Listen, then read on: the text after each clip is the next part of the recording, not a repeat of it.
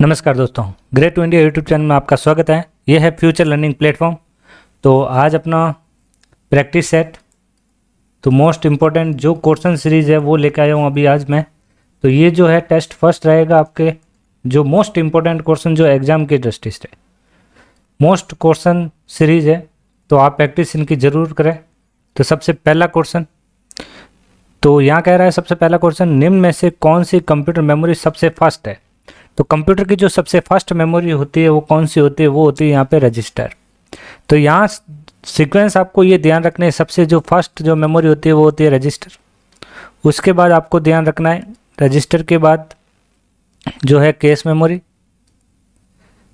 फिर आपको ध्यान रखना है इसके बाद रैम, और फिर हम ले सकते हैं हार्ड डिस्क, और हार्ड डिस्क के वो जस्ट बाद में आपके जो है CD DVD वगैरह जो भी है वो लेंगे।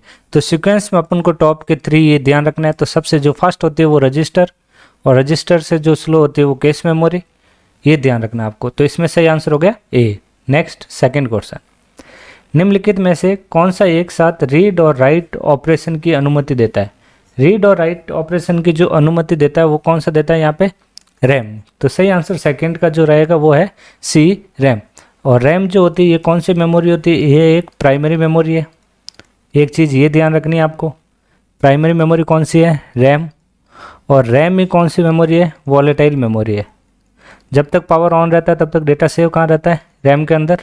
तो इसलिए इसको क्या कहा है, वॉलेटाइल मेमोरी। और नॉन वॉलेटाइल मेमोरी जो है वो कौन सी हो गई, रोम, जो ओनली फॉर रीड, प्रोग्राम को रीड करने के लिए काम आती है। और रोम जो है कौन कौन से हैं उनके टाइप, पी रोम, EP रोम, EEP रोम। और ये जो रोम जो होती है नॉन वॉलेटाइल मेमोरी है, नॉन वॉलेटाइल मेमोरी। तो इसका सही आंसर है सी। नेक्स्ट थर्ड नंबर, निम्न में से कौन एक स्पेशल पर्पस रजिस्टर नहीं है। तो इसमें से कौन सा रजिस्टर नहीं है वो बताना है। तो रजिस्टर कौन कौन से होते हैं, जैसे MAR, MBR, तो इनकी जो फुल फॉर्म है ये रही यहाँ पे, और एक होता है यहाँ पे PC। तो इसका सही आंसर होगा A, accumulator. Next fourth number, memory address में लगातार मेमोरी शब्दों को रेफर करता है और मशीन को कहा जाता है। तो मेमोरी एड्रेस को जो रेफर करता है उस मशीन को क्या कहा जाएगा। तो फोर्थ का सही आंसर होगा यहाँ पे ए, वर्ड एड्रेसेबल।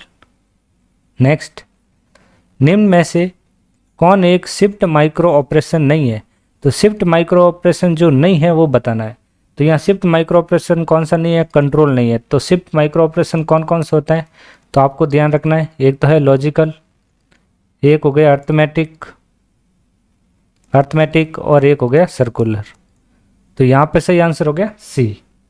6 नंबर, कोर्सियल केबल में संकेंद्रित कॉपर कंडक्टर होते हैं। तो कितना होता है ये, तो कॉपर कंडक्टर जो होते हैं वो होता है 2।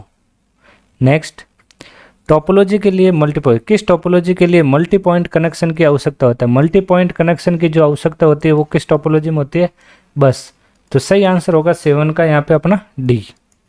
Next, the IETF standard document are called. तो IETF स्टैंडर्ड डॉक्यूमेंट को क्या कहा जाता है, तो इससे कहा जाता है RFC। क्या कहा जाता है, RFC। तो RFC की जो फुल फॉर्म है वो है यहाँ पे request for comments, request for comments. Next, a network किस श्रेणी में आता है। तो नेटवर्क ए क्लास जो होती है, तो क्लास कौन कौन सी होती है नेटवर्क की, तो आपको ध्यान रखना है क्लास जो होती है A, B, C, D और E, तो 5 क्लास होती है। तो यहाँ पे ए कैटेगरी अंदर अगर कौन सा आता है, तो 9th का जो सही आंसर होगा वो होगा A, 0 से 127। फिर 128 से 191, तो ये क्लास B का है। 192 से 223, तो ये है C का, और ये हो गया अपना D का। नेक्स्ट, पहले ऑक्टल के पहले 2 बिट हमेशा 10 पर सेट होते हैं, उस क्लास को पहचाना जाता है। तो वो कौन सी क्लास होगी, तो यहाँ पे जो 10 का जो सही आंसर रहेगा वो B, उसे हम क्या बोलेंगे, तो B क्लास। तो सही आंसर होगा B। नेक्स्ट, निम्न में से कौन सी क्लास A नेटवर्क ID के लिए डिफ़ॉल्ट सबनेट मास्क है। तो A नेटवर्क ID में डिफ़ॉल्ट सबनेट मास्क क्या होता है वो आपको पता रखना है। तो 11th का जो सही आंसर होगा, एक में जो होता है डिफ़ॉल्ट नेटवर्क सब मास्क होता है 1 2 3।